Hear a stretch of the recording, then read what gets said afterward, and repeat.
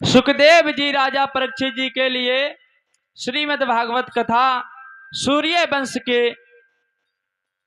में जो राजा अवतार लिए हैं उनकी कथा हम सुनेंगे। और सरयात नाम का एक राजा हुआ था। श्रद्धा देव मन को मन के यहाँ हुई न थी संतान, इसीलिए रचना पड़ा उनको यज्ञ विधान। कहा जाता है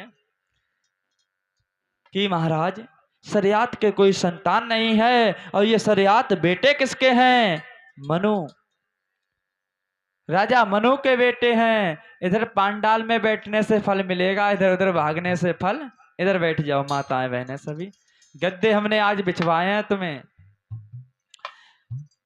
तो एक बार सरयाद जी पहुंचे कहां भैया? मुनवर वशिष्ठ की सहमत से वह सारी क्रिया रचाई थी, वह सारी क्रिया रचाई थी। पर राजा रानी ने पहले अपनी नाराय ठहराए थे। क्या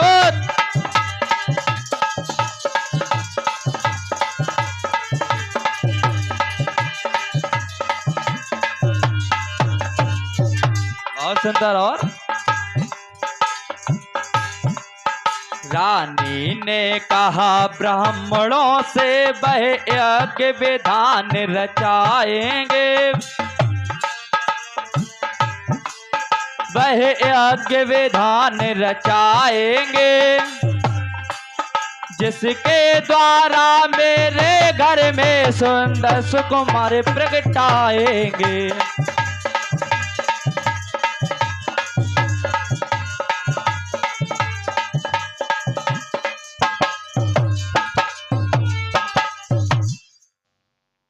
तो आज मुनवर वशिष्ठ जी के पास राजा रानी गए हैं और जाने के बाद क्या देखा? वशिष्ठ जी कहने लगे बताओ क्या बात है, क्या राय है? बोले महाराज समय बीत गया, मेरे कोई संतान नहीं हुई है। तो ऋषि देव वशिष्ठ जी ने कहा यज्ञ करो, पुत्र यष्ट यज्ञ रचाया जाए। तो यज्ञ रचाने के लिए ब्राह्मणों के लिए बुलाया गया, यज्ञ रचाया गया। लेकिन एक बात की कमी रह गई, जो राजा रानी थे इन्होंने अपनी राय नहीं ठहराई थी। रानी के मन में था कि हमारे कन्या हो, राजा के मन में था हमारे पुत्र हो। इसी बीच में यज्ञ हुआ, आहुति दी जाते हैं। यज्ञ होने के बाद समय बीतता गया तो एक सुंदर कन्या ने जन्म लिया। जब सुंदर कन्या ने जन्म लिया तो आज राजन सरयात बोले हैं ऋषियों से, बोले ऋषि और ब्राह्मणों, हमारी एक बात है आपसे कि क्या आपने कहा इस यज्ञ से पुत्र जन्म लेगा, लेकिन ये कन्या क्यों प्रगटाई है? तो आज ब्राह्मण बोले राजन आपकी बात बिल्कुल ठीक है, क्योंकि जो आपकी धर्म पत्नी थी उनकी इच्छा थी कि हमारे कन्या हो, कि हमारे कन्या हो, और आपकी इच्छा थी हमारे पुत्र हो। लेकिन आपकी रानी की भावना आपसे ज्यादा थी, उनकी भक्ति आपसे ज्यादा थी। उनकी भक्ति के सामने आपकी भक्ति और भाव फीका पड़ गया, इसीलिए आपके पुत्र नहीं हुआ। लेकिन भूप ने आज हाथ जोड़े हैं, बोले महाराज किसी प्रकार से पुत्र दो या पुत्री को कन्या बना दो। ब्राह्मण बोले चलो देखते हैं। तो ब्राह्मणों ने क्या किया? भूप ने कहा श्री महाराज बेटे का फल तो दोगुना है, बेटे का फल तो दोगुना है, पर दया धाम इतने बड़े वे प्रभु सिंहासन सोना है।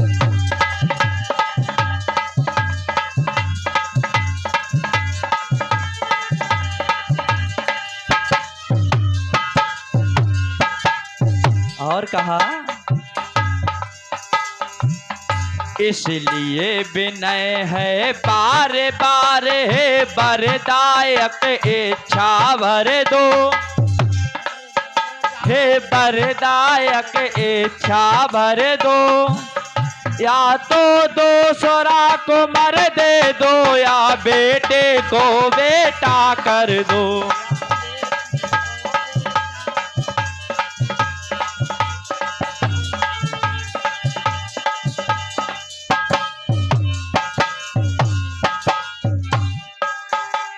जब इतनी बात सुनी है कि या तो मुझे दूसरा पुत्र या इस बेटी के लिए बेटा कर दो, उल्टा यंत्र विधान वह गुर ने सहित सनहे,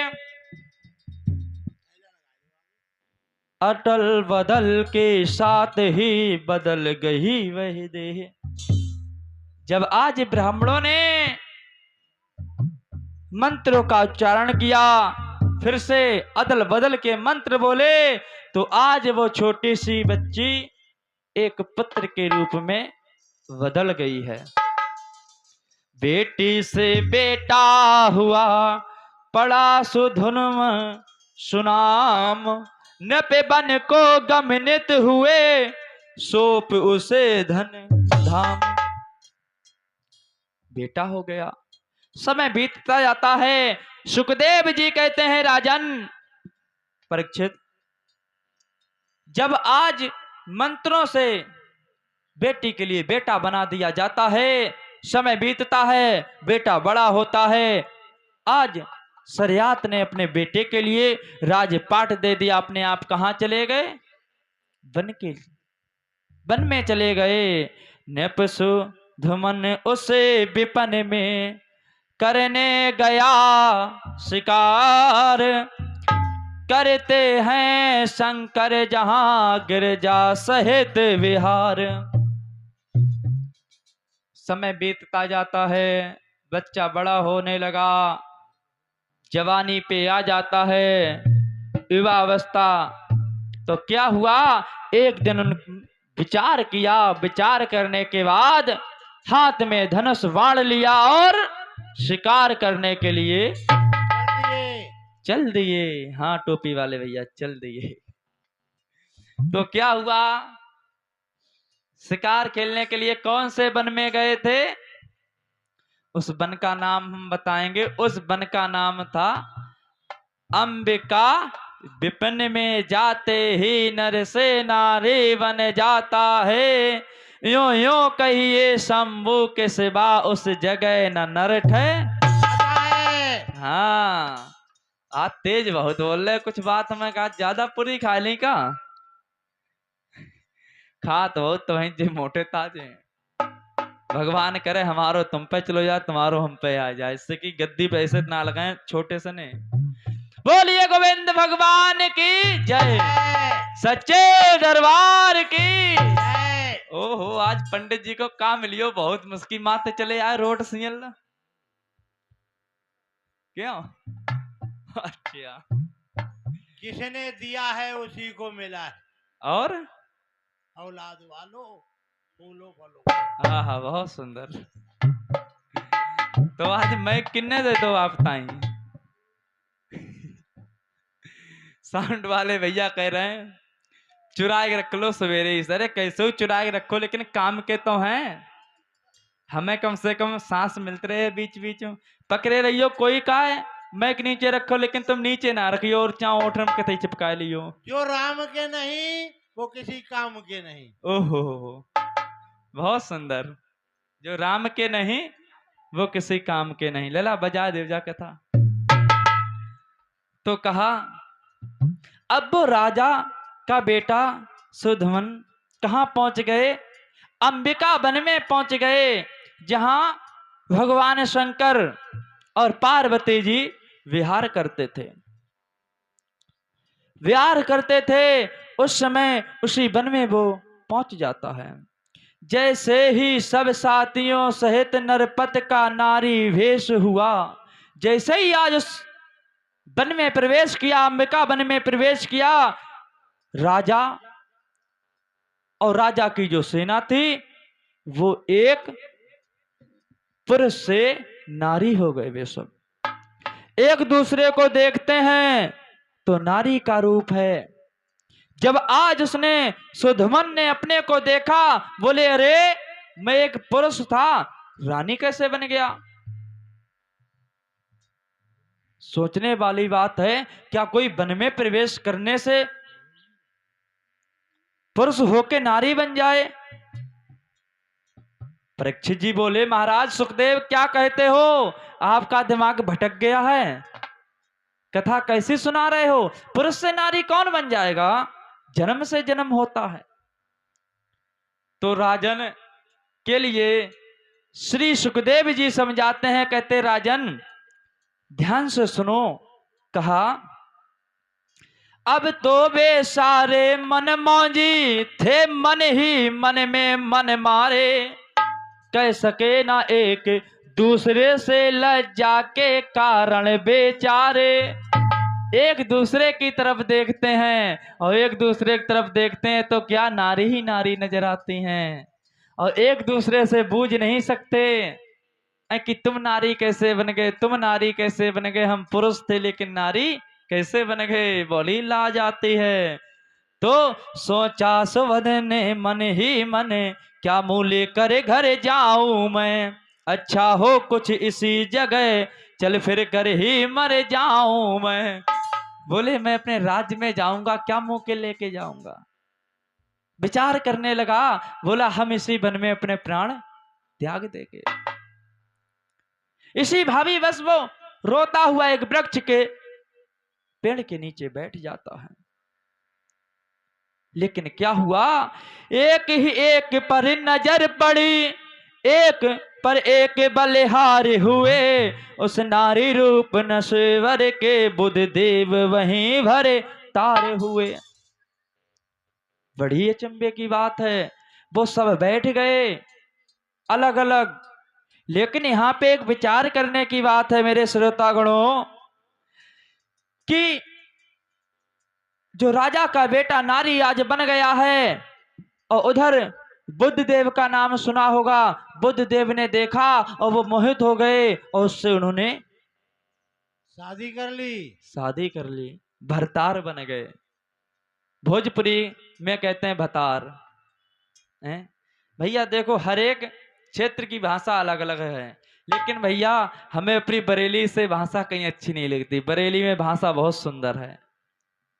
इसीलिए चौपाई एक बोलते हैं, महाराज जी ने लिखा है। क्या लिखा, जहाँ बसो तहाँ सुंदर देशा,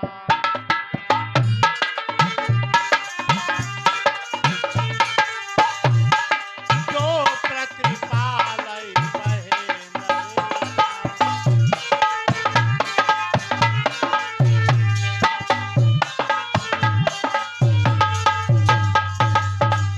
इसके आगे भी कहा है, क्या कहा है, साहब तो सब होता है, आवाज बढ़ा के मैं। बंदे ते कछुना, अच्छा, राई ते पर्वत करे, पर्वत राई महान।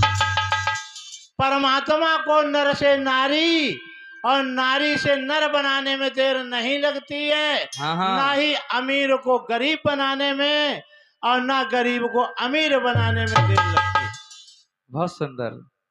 तो इधर प्रेम से बोलिए सत्यनारायण भगवान की जय हो।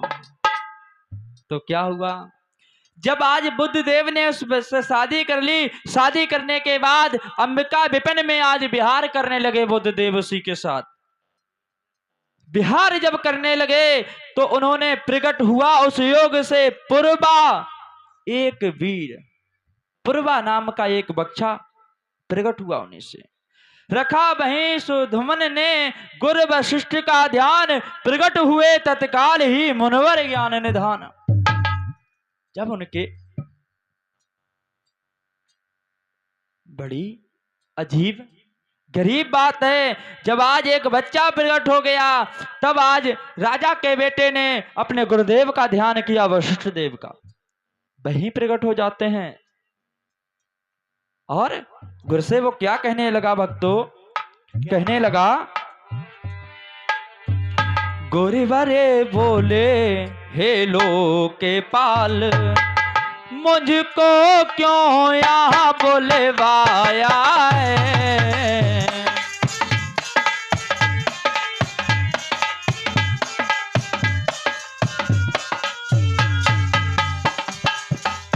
और गोरीवर बोले हे लो के पाल, गोरीवर बोले हे लो के पाल, मुझको क्यों यहाँ बुलवाया है। और क्या तुमको इसका पता नहीं, क्या तुमको इसका पता नहीं, एक से माया के साया है।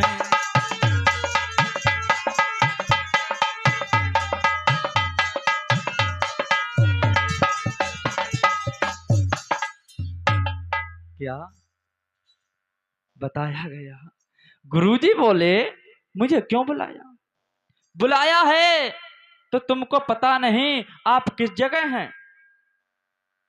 नप केवल नीची नजर किए हैं, आंखों से आंसू बहाते हैं।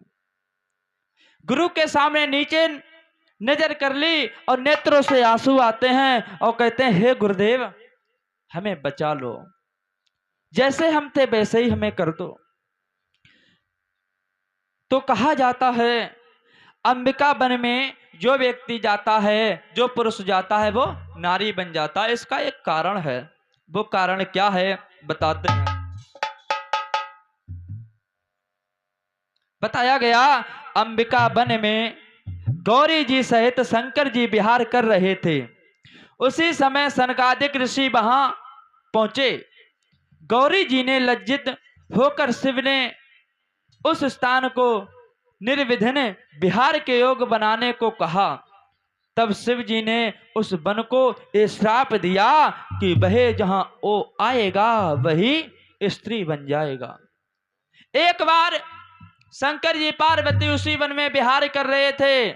विहार करने के बाद वहां सनकादिक ऋषि जी आए और शंकर जी विहार कर रहे थे। जब पार्वती ने देखा तो लज्जित हुई, तो उन्होंने कहा महाराज बताओ।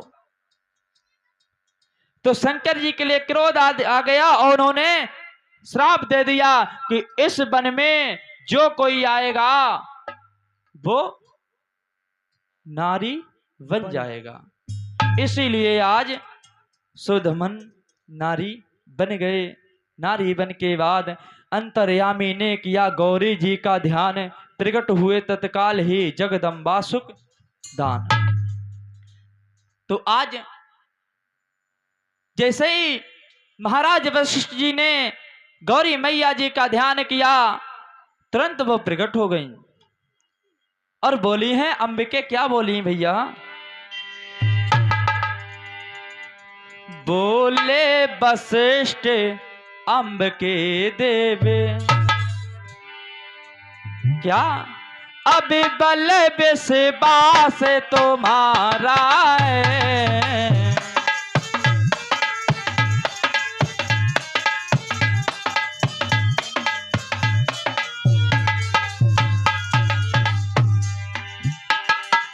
बोले वशिष्ठ अंबिके देवी, अब बल विश्वास तुम्हारा है। केवल इतना ही ध्यान रहे, केवल इतना ही ध्यान रहे, ये सेवक शेष तुम्हारा है।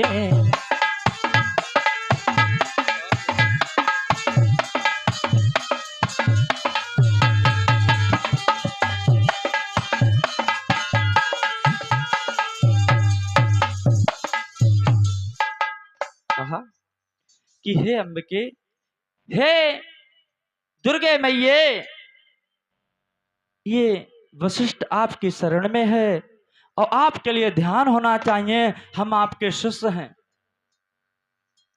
इसलिए आपसे एक ही विनती है। ये इसके लिए पता नहीं था, ये अचानक इस जंगल में शिकार खेलने आ गया। इसके लिए जो श्राप है वो कम कर दो। गौरी बोली, श्राप में है स्वामी का नाम, पत्नी कर सकते ही नहीं पत से बढ़कर काम। गौरी जी ने बहुत सुंदर बात कही। कहा कि हमारे पति शिव शंकर ने श्राप दिया है, तो हम उनके श्राप के लिए फेल नहीं कर सकते। इसलिए अगर इस श्राप की आयु कम करना चाहते हैं तो हमारे पति देव के लिए बुलाओ। हाँ, इतना ही हो सकता है, इसमें कुछ अंतर आएगा। मास भर रहेगा नारी वेश, हाय मास भर पुरुष दिखलाएगा। बोले हम थोड़ा अंतर कर सकते हैं, ये नारी है तो इसके लिए पुरुष बना देंगे। तब तक क्या हुआ, बुद्ध जी से सादर ज्ञा ले नरराज वहां से विदा हुए। श्री गौरी जी की लीला में बह दे नृपत से जुदा हुए। कहा गौरी जी बोली, हम एक ही काम कर सकते हैं, 1 महीने ये पुरुष रहेगा तो 1 महीना नारी रहेगा।